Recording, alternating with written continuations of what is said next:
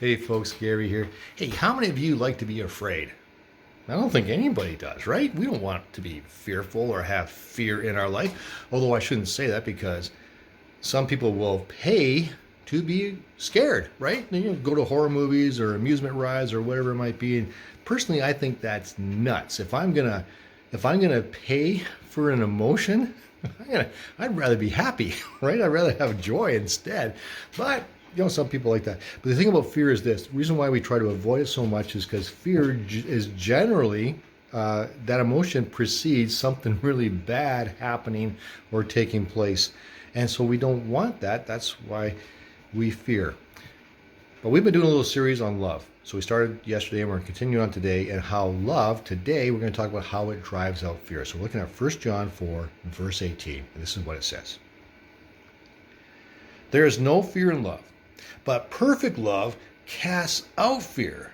For fear has to do with punishment, and whoever fears has not been perfected in love.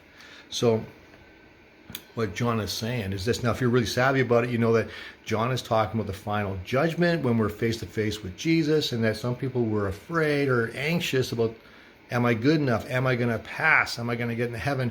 Well, here's the thing. If you've given your life to Jesus, you passed. You're in. That is just that simple, right? But as much as this is talking about a specific event, it also speaks to our entire life, that how we live our life. You don't have to live in fear.